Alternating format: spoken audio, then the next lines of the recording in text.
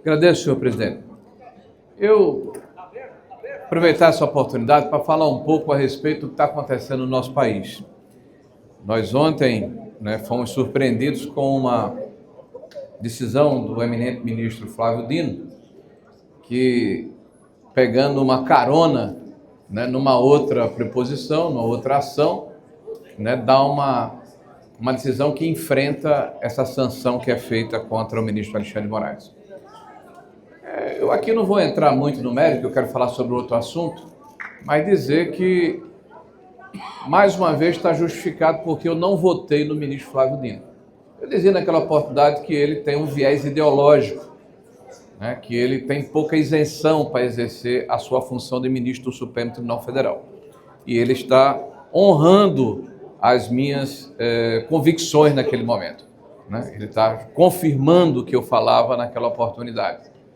Porque ele claramente está querendo escalar esse enfrentamento que não faz bem ao país. Melhor faríamos se buscássemos uma maneira de nos conciliarmos, de pacificarmos a nação brasileira, e o caminho, sem dúvida, é a anistia. Aliás, é a tradição que o Brasil tem desde 1822, quase 48 processos de anistia, inclusive a última em 79, que a esquerda foi beneficiada. Dito isso, hoje, o governo do presidente Lula nos dá mais uma manchete, desta feita no Estadão. O governo Lula somará ao menos 387 bilhões em gastos fora da meta fiscal com pacote antitarifaço. É a primeira página do Estadão de hoje. Só que tem uma pérola aqui. Tem uma pérola, senador Juca, senadores que me ouvem aqui. A Fazenda, o Ministério da Fazenda, disse que 87% do montante é do governo Bolsonaro. São 2 anos e 6 meses de um governo que tem um retrovisor muito maior do que um para-brisa. Governo que não consegue administrar o país de maneira adequada, que não tem compromisso com a questão fiscal, que tem nos levado à beira de um precipício e de uma forma absolutamente anunciada. É bom lembrar que no princípio desse ano, na apresentação da Lei de Diretrizes Orçamentárias, o Ministério do Planejamento afirmou, através dos seus representantes, que em 2027 nós não teremos mais discricionalidade para pagar o piso da saúde e da educação, para fazer os investimentos discricionários que o Brasil precisa fazer em infraestrutura. Ou seja, o Brasil vai ter um shutdown, vai parar em 2027.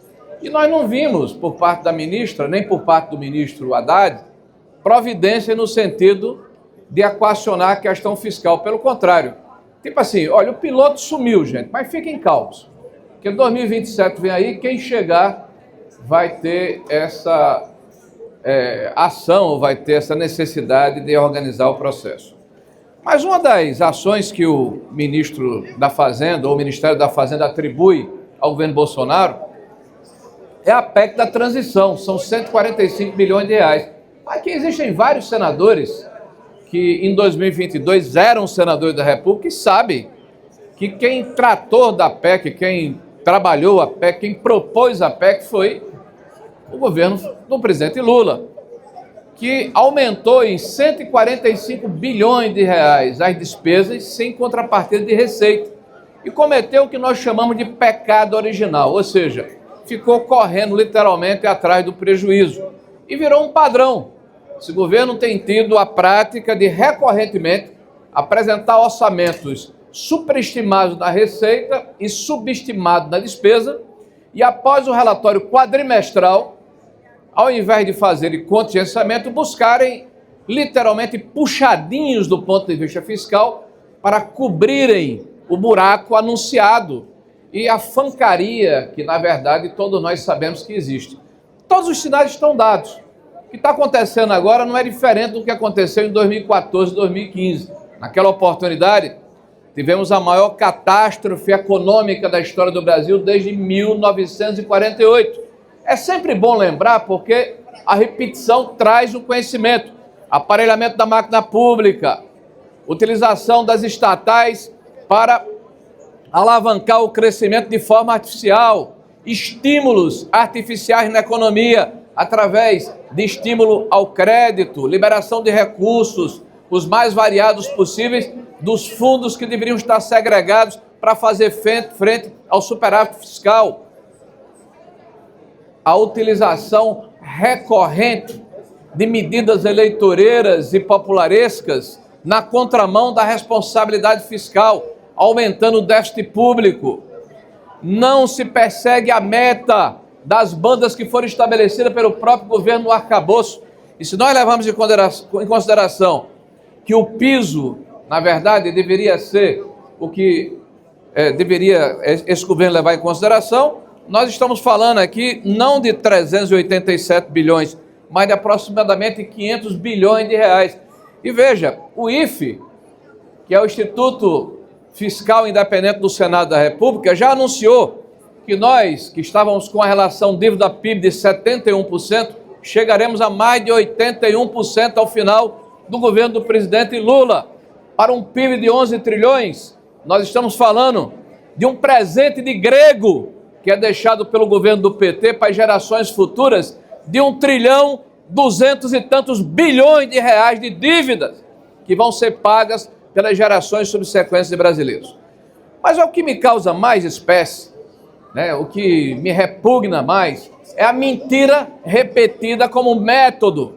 O ministro Haddad, desde o princípio deste governo, tem afirmado que o governo Bolsonaro lhe deixou uma herança maldita em precatórios. Eu tenho um pouco mais de 4 minutos, vou tentar aqui rapidamente circunstanciar esse processo.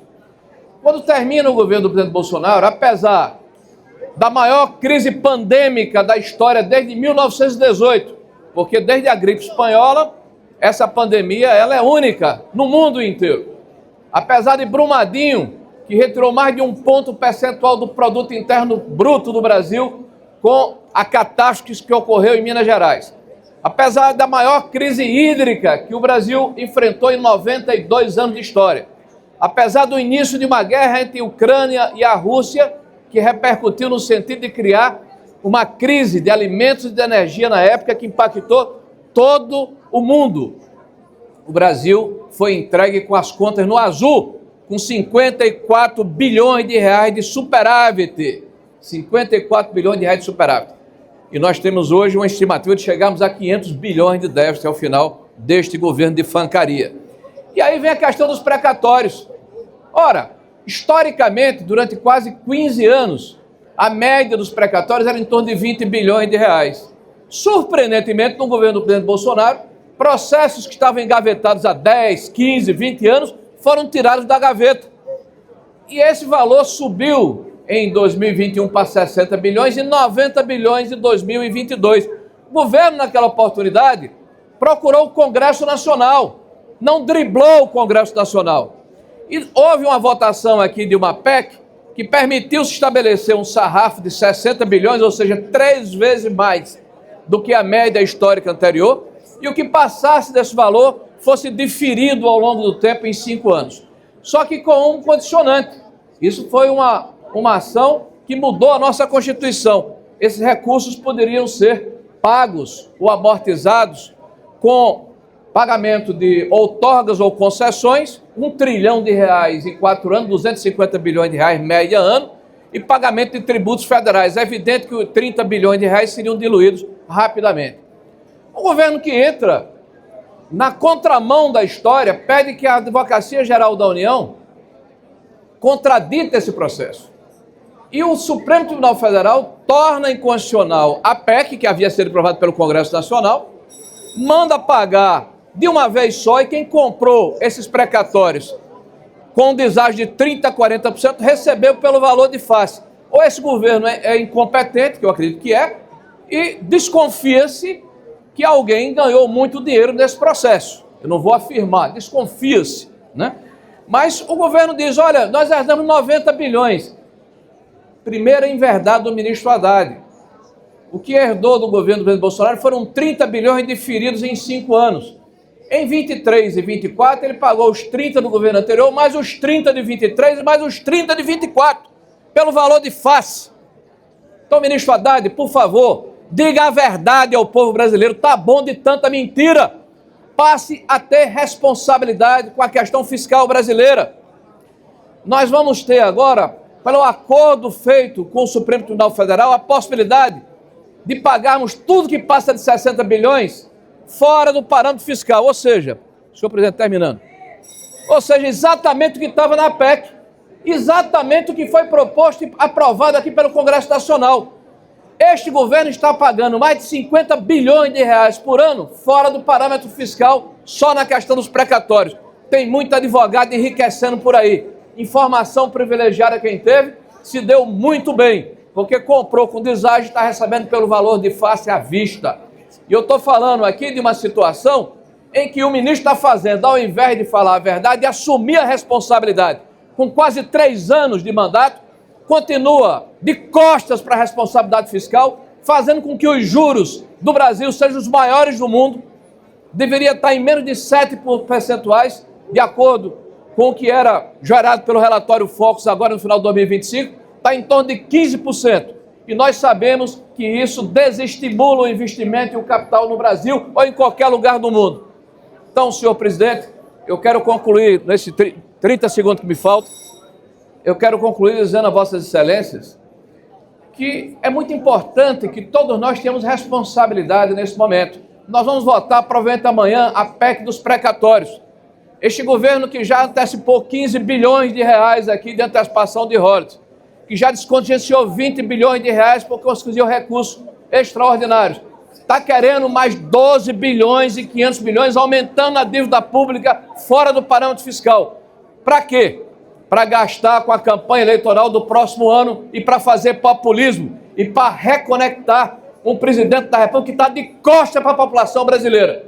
Então amanhã, na votação dos precatórios, da PEC dos precatórios, ficarmos atentos para não darmos mais esse presente para o presidente Lula para fazer campanha política às custas do povo brasileiro e das futuras gerações e, ao mesmo tempo, desconhecermos a grave crise fiscal que se avizinha e que, segundo o Ministério do Planejamento, vai explodir no colo, vai explodir nos peitos da população pobre brasileira a partir de 2027. Muito obrigado, senhor presidente.